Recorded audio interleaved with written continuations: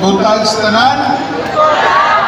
Buntag sa atong mga city councilors, atong vice mayor nga natin ni Karbuntaga. Actually, natin checklist, no? Every week na mga siya nga kinahanglan lagi ng ilang presensya. Last week, wala ko, di ba? Wala ko kay ako'y official travel. Usang councilor, itindog din eh. Kaya i-videohan yun, i-report sa ko sa isa nga po nga konsyala na daw ko absent. So, actually, namin challenge no, within the council, nagkauban nato sa atong mga elected officials nga atong ipakita sa katawan sa iligan na mao ni atong kauban sa LGU. Hinangin ang inyong presensya, kay importante kay mo, no, you're part of the weekly flag ceremony. So, salamat kayo atong isa-isahon, no, Vice Mayor Dodong Alimanya, Councilor Marligang, pakpakan na to, babe. Si Salsos, Michelle Sweet, si Salvi Shakor, Councilor Huertas, Councilor Taken Macanya, Councilor Ramil Imburong, Councilor Bong, sa'yo tawag nga rin, appearance sa korte. Ipapili daw siya kung ma-appear ba siya sa korte o hindi siya ma-appear. Siya mas ganahan daw siya ma-appear din. Kaya siyempre, eleksyon na daw. So, napo yun si Councilor Queenie Belmonte. Sa itong mga department heads, no, thank you kayo na ako kanunay. No, katong kaniyan itong nagpakita nga na nakaroon, nalipay po ko sa inyo ang presensya. No, kaya importante kayo mo sa part, no, sa atong organization sa LGU. It shows na naamo dapat ang inyong mga kauban sa opisina, meaning ang mga staff na to sa kanang isang opisina should also be present. Karon nabantayan na ako, kadaghan kayo present apan hindi rataman sa bayo. No? Sakto ba? Igo ra magpabayo, dayon paguman, usakan lang dayon, standby niya sa my park. Uy, kumusta mo niya? Ano na niya sa mga kananan? Kumusta mo niya? Pwede ba nga next time, kung pwede lang, dinita sa ubos, no? Mag-iusa, participate mismo sa ceremony. Importante kayo siya, kaya kayo mga mensahe, kaya mga alang at mga announcement, nga alang po nato may balan. Mga involve po niya mga atong mga services, sa mga reports sa mga opisina, para at least kibalo mo what is happening din sa ato ang LGU. So, sabot-sabot din na kung pwede ang pagbayo, no, after the flag ceremony, no? Before and after. Okay, kaya stricto ba na before and after? Ha? Mo inyong nabuhaton para naagad ang presensya. No? Anyway, ato na sabuton. Pakisabot ko sa HR nato para to find a better way, win-win solution para ma-accommodate nato tanan, dili po ta madugay sa ato pag-report sa kada opisina nato. But I'm sure the department heads agrees to this proposal. Para mong pulis inyo, i-requirement mo atong mga department heads sa inyong presensya, inyo nga pong dapat i-require ang inyong mga staff. Okay? So, gi-report naman ni Darwin ng ato ang mga pagbiyahe dito sa ASEAN Mayors Forum sa Vientiane, Laos. I would like also to report dito mi sa actually delegates sa Iligan, especially sa Command Center, Public Order and Safety, ikan mi sa Baguio, na benchmarking mi dito sa ilahang smart command center. Kahit mula sila compared to Davao, it's so different. Ang Davao, na-focus sila sa public order and safety. Dito sa Baguio, ang ilang ibuhat sa ilang command center, na dito ang brain. Bale, brain sa ilang governance. Makita dito, for example, sa City Assessor's Office, pinagi sa report, sa MGB, makita nato dito mismo sa ilang command center, asa dapit ang fault lines, no, asa dapit ay mga sinkholes. Davao, Baguio is hili kayo ang lugar. So, daghay possibility nga nagapoy ingana nga sitwasyon na may mga sinkholes. I think iligan is so similar to Baguio. Kaya hilig na po na atong mga areas, at the same time, natas sa ang mga yuta nato, parehagya po sa Baguio. Katunga sa Baguio daw is composed, made out of limestone. Ang katunga, kasagaran nito sa ilang mas bukid na portion, mas limestone. So, ano kaya ang limestone? Dakong possibility nga na daghang sinkholes. So, same siguro po din sa toa. Like for example, daghang mga caves, no? Sa itong mga kabukiran, meaning, daghang po yung mga sinkholes niya. So, we have to be, kumbaga, in governance, atong tanaw, kailangan advanced na, we have to use the latest technology. For example, kay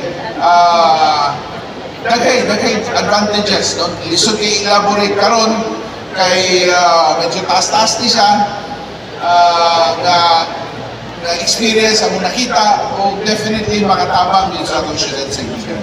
So, aside from doing the benchmarking in Baguio, we also took the opportunity, no, to visit, to attend Iliganon sa Manila na gathering.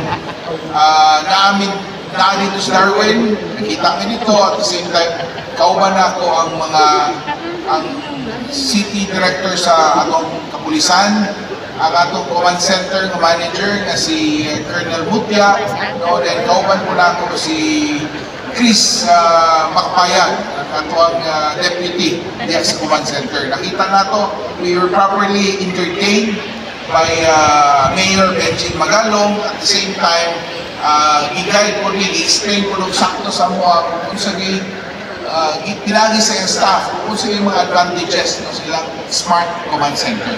So, balik ta sa Iliganon sa Manila, namin ito, and I think the Iliganon sa Manila were challenged. They were challenged. Actually, atong i-challenge ang ilang patriotism towards Iligan City. Even na naana sila sa Manila, successful na ilang mga careers dito, atong ipukaw ang ilang the love of our city.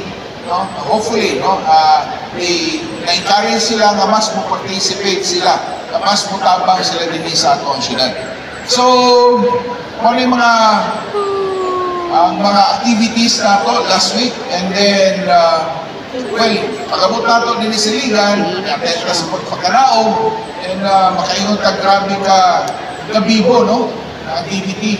I think almost everyone was there, except that hindi mo ako mapakitan. Wala sa Tatay Huertas. Tama?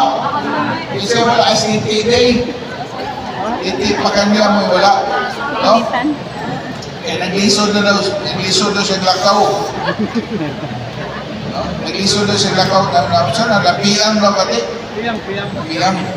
Wala state ito panahon na. But again, sama sa gisulti ni Darwin Manubag, atong mga activities, mga first time na gibuhat activities din sa Iligan, for example, ang Dragon Boat was really a success. Nagdaghan tayo, nananaw, daghan nag-enjoy sa lugar, especially at 4 in the afternoon, pating hapon na, indot kayo ang esplanade nato nila sa Barangay Santiago. Dayon dagan mo kayong activities, no? Ang piyesta is Sunday, tama? Ano? Sunday, 29. So sa 30, Monday, ano ta? Holiday, local holiday. Sa Pizza Uno, may atong flag ceremony, pero alas 7 sa buntag. Ang nga may alas 7 sa buntag, taman alas 8, kay kaplano may by 8 or 9 in the morning, gusto mo file sa among certificate of candidacy. Isip partido sa lokal na party, no? Na Asenso Iliganing Party, na mo file mo sa among candidacy on that day. Dayon, looking forward for today's activity, natay KCC na groundbreaking karong alas 9 buntag, and then I believe this afternoon ang atuang inauguration sa atuang 25 million. Tama ka? Groundbreaking sa inauguration sa System 1 repair sa ICWS. Dito ni ipahigayon sa barangay Dito Kalan. Ang project sa Dito Kalan, but ang groundbreaking poblasyon. Thank you very much, Jimmy Sato, no? Ang atong OIC head karon sa ICWS. Dayon, natay announcement gamay. Last week mo to, 2 weeks ago, pasado na sa Gulyang Panglungsod, no? Pinagi sa isa ka resolution number 24-7471, no? Pag-adapt sa tax amnesty na order from the President. After, it's a Republic Act from Congress, pasado sa both houses. No, magpahigayon o balikon ko og tax amnesty sa mga real property taxes. So ako lang ipanano, ako lang i-announce sa inyo karon kung namagani mo yung mga real properties na wala mabayre, no? So good. I mean, ilan to asa kano sa ganitaman? 2 years, no? 2 years ni siya na duration, but ang ikan sa unsang tuiga, taman sa unsang tuiga? Basta na mo utang sa real property taxes, palihog ko, no? Na mo yung opportunity nga mubayad sa inyong real property tax at a discount. Meaning, discount, wala na penalty and surcharges. Pero ang inyong basic or inyong principal, mo ka na yung bayaran. So take note, CIO, City Information Office, palihog ko, i-post ni, ipahibalo ninyo sa katawan sa Ligan na naatay 2 years na tax amnesty na gihatag karon. Ngayon, before I end today's message, ganaan mo na musayog uli ni hapon. Naman alas 3. Nanay ikuan man. Kaya balo na mo ani? Kaya balo na mo, no? Labaw na ang mga taga-CSWD na kay balo na. Well, starting today, just for today pala, not starting today, work will be suspended September 23, 2024 at 3 p.m. So, tama na sa alas 3, pero mapuna ang trabaho, no? And pwede na tamuli. For the reason na karon ang namagoy proclamation gikan sa Executive Secretary sa Presidente na si Lucas Persamin, proclamation number 60 declaring the last week of September of every year as National Family Week. So meaning, pwede mo makauli, ating mga gagmay pambata, inyong kulian inyong mga bata gagmay, para inyong makataro tayo. Katong wala yung mga bata, apo, kulian inyong apo, katong wala yung mga wapay mga anak, wapay mga apo, uli mo sa inyong mga asawa. Ulian ninyo yung mga bata. So again, no, reminder, di na mo niangay balik-balik na, one time yung isulti, automatic mo na yung makibalotanan. Alas 3, tama ng atong trabaho ka na nila.